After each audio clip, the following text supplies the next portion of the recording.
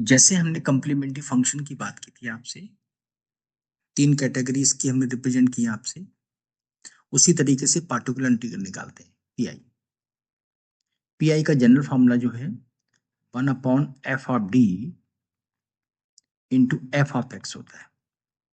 ये बेटा सबसे इंपॉर्टेंट पॉइंट यही है, एफ एक्स जो है ये गिवन होगा, ये गिवन होगा हमारी प्रॉब्लम में उसके बिहाफ पे। जैसे मैंने भी क्वेश्चन पे स्टार्टिंग में बताया था, इक्वलिटी को जो फंक्शन है वो एफ ऑफ एक्स है, उस पर डिपेंड करता है हमारा पार्टिकुलर इंटीग्रल। यानी जो बाई अब आएगा इक्वल टू रिजल्ट जो हमारा आएगा वो C F plus P I पर बेस्ड हो गया आएगा, राइट। तो इस तरीके की अब हम कुछ प्रॉब्लम स्टार्ट करते हैं। एग्जाम्पल लेके चलते हैं हम लोग। Suppose D two Y over D X square plus 5 D Y over D X plus 4y is equal to 0। तो सबसे पहले आप इक्वेशन का टाइप समझिए। ये इक्वेशन क्या है? लीनियर है, होल पावर कितनी है? 1 है। सेकंड, कांस्टेंट कोएफिशिएंट है, देखो यहाँ पे बेटा 1 लगा है, यहाँ पे 5 लगा है, यहाँ पे 4 लगा है। तो इसका मतलब कंफर्मेशन हो गया कि linear differential equation with constant coefficient का पार्ट है। इसको सॉल्व करने के लिए मैंने क्या बताया था, सबसे पहले इसको कैपिटल डी में कन्वर्ट कर लेते हैं, यानी कि D two Y plus 5d into Y plus 4y is equal to 0। यहां से बाई कॉमन लेंगे, जैसा मैंने अभी आर्टिकल में आपको बताया था, D square plus 5d plus 4 into Y is equal to 0। उसके बाद इसको स्टार्ट करने के लिए हम लोग क्या करेंगे, इन ऑक्सिलरी इक्वेशन बनाते हैं। जैसे मैंने भी प्रीवियस टॉपिक में बताया था आपको, ऑक्सिलरी इक्वेशन का मतलब क्या होगा, या तो डी की फॉर्म में रहने दीजिए या इसको हम एम की फॉर्म में कन्वर्ट कर लेते हैं। M square plus 5m plus 4 is equal to 0। यहां से बेटे इस फैक्टर को, इस इक्वेशन को हम सॉल्व करेंगे और यहां से रूट फाइंड आउट करेंगे। तो रूट्स निकालने के मेथड आप लोग 11th क्लास से अच्छी तरीके से, 9th क्लास से बल्कि पढ़ रहे हैं आप लोग, रूट्स कैसे निकालते हैं।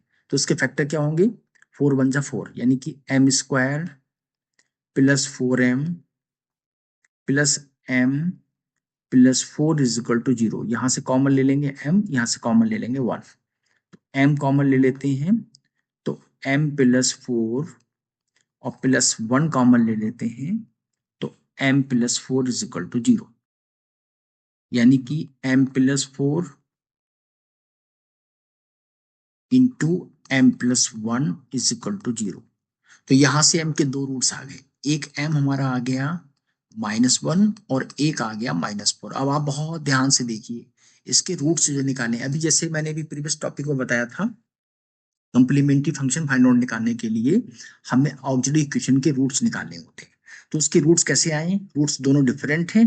जब रूट्स डिफरेंट है तो कॉम्प्लीमेंट्री फंक्शन का पहला वाला फॉर्मूला लगेगा, क्या है कि c1 e to the power -x plus c2 e to the power -4x, right.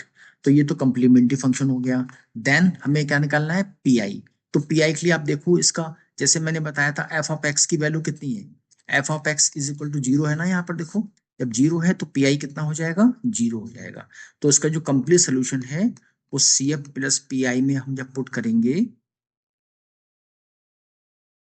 Plus P आई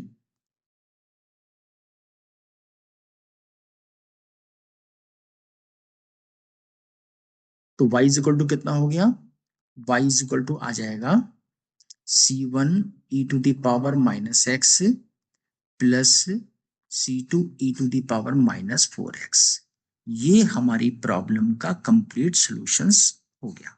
तो इस तरीके से हमें डिफरेंशियल इक्वेशन की प्रॉब्लम को सॉल्व करना होगा। नेक्स्ट क्वेश्चन की बात करते हैं।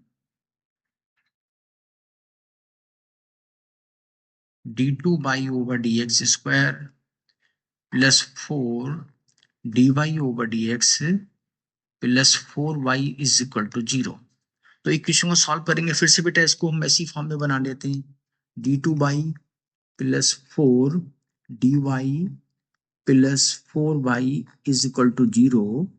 यहां से हम कॉमन ले लेंगे, D square plus 4d plus 4 into Y is equal to 0। इन ऑक्सिलरी इक्वेशन बनाएंगे हम, तो ऑक्सिलरी इक्वेशन क्या बन जाएगी, इसको m में रिप्लेस करो या d में, कोई फर्क नहीं पड़ता है। M square plus 4m plus 4 is equal to 0। बेटा इसके फैक्टर्स पर फोकस करिए, इसके फैक्टर्स क्या होंगे। देखो फैक्टर निकालने का फॉर्मूला और भी है, कोई अगर इक्वेशन सेकंड ऑर्डर की होती है तो उसके लिए निकालने का फॉर्मूला मैं यहाँ पे बता देता हूँ। ax square plus B X plus C is equal to 0, ये क्वाड्रेटिक इक्वेशन है। श्रीधराचार्य जी का रूल से हम इसको, इसके रूट्स को फाइंड आउट कर सकते हैं। उसका फॉर्मूला क्या होता है, x is equal to minus B plus minus under root of B square minus 4ac upon 2a।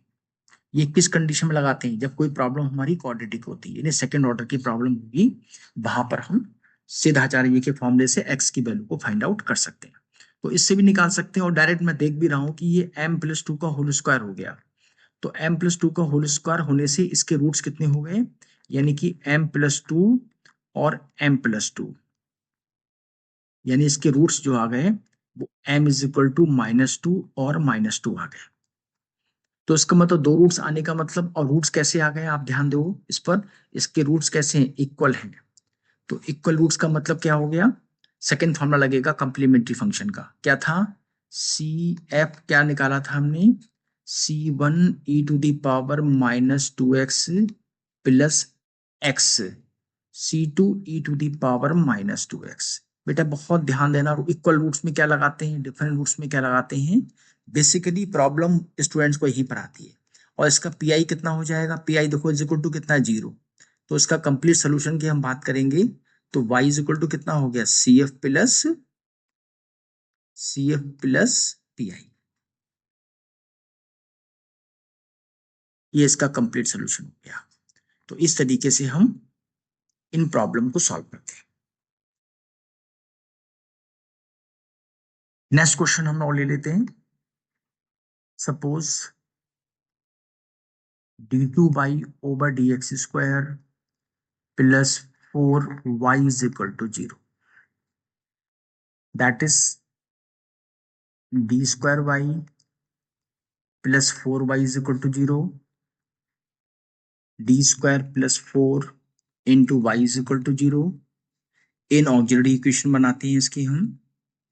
Auxiliary equation क्या हो जाएगी, m² plus 4 is equal to 0, that is m² is equal to -4। देखो यहाँ पे फिर प्रॉब्लम आती है बेटा, मेन जो भी मैं आपको फोकस कर रहा हूँ, मेन प्रॉब्लम हमें रूट्स को फाइंड आउट करने में आती है।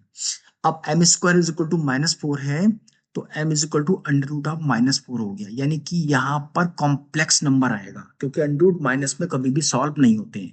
तो हम देखें, अगर अंडर रूट ऑफ -1 को हम ऑलवेज आयोटा से रिप्रेजेंट करते हैं, तो उसके जो रूट्स हो जाएंगे वो हो जाएंगे +-2, 4 का तो 2 हो गया, और अंडर रूट ऑफ -1 का हो गया आयोटा। तो ये इसका कंप्लीमेंट्री फंक्शन निकालने के लिए रूट्स निकला है, m is equal to +-2i। अब इसको हम इस तरीके से लिख सकते हैं, m इज इक्वल टू कितना हो जाएगा, 0 +-2i। अब आप देखो इसको यहां से, अब देखो ये इसको, ये कौन सी प्रॉपर्टी हो गई कंप्लीमेंट्री फंक्शन की, थर्ड वाली हो गई। ये अल्फा हो गया और ये +-i बीटा हो गया। तो इसका कंप्लीमेंट्री फंक्शन कितना हो जाएगा, सी एफ। अब फॉर्मूले को देख के बताइए, e⁻0x in bracket c1 cos 2x और प्लस c2 sin 2x। और इसका पीआई फिर से हम बात करें तो पीआई इज इक्वल टू 0 हो गया, और कंप्लीट सोल्यूशन क्या हो जाएगा, कंप्लीमेंट्री फंक्शन, जो कंप्लीट सोल्यूशन है वो कंप्लीमेंट्री फंक्शन हो जाएगा। एक प्रॉब्लम में और यहाँ पे देखता हूं, जैसे हम बात करते हैं, सपोज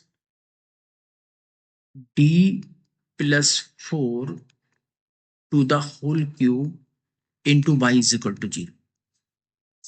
तो क्या कंडीशन बनेगी इसकी, ये तो ऑलरेडी डी कॉमन है, कैपिटल डी में कन्वर्ट है, तो डायरेक्ट यहां से हम ऑक्सिलरी इक्वेशन बनाते हैं, और ये हो जाएगा m+4 whole cube 3 is equal to 0। तो मैक्सिमम बच्चे क्या करते हैं, यहाँ पर m+4 इज इक्वल टू 0 करके m की वैल्यू 4 निकाल देते हैं। तो एक बात आप बहुत ध्यान रखिएगा कि जितने ऑर्डर की प्रॉब्लम, मैंने बहुत बार आपको पहले भी क्लियर किया है कि जितने ऑर्डर की प्रॉब्लम होगी उसके उतने ही रूट्स निकलेंगे, यानी m की होल पावर अगर 3 है तो इसके 3 रूट्स निकलना कंपलसरी है। सेकेंड ऑर्डर की प्रॉब्लम अगर है तो इसके 2 रूट्स निकलेंगे ही निकलेंगे। तो ये कितना हो जाएगा, m+4 नेक्स्ट हो जाएगा m+4, नेक्स्ट हो जाएगा m+4 इज इक्वल टू 0। तो m के 3 रूट्स हो गए, क्या हो गए? -4, -4, -4। तो 3 रूट्स इक्वल आ गया, तो कंप्लीमेंट्री फंक्शन क्या बनेगा इसका? CF is equal to C1 e⁻⁻4x plus x C2 e⁻⁻4x plus x² C3 e⁻⁻4x। इसका PI दैट इज 0। और आपको मालूम है y कितना हो जाएगा? CF plus PI।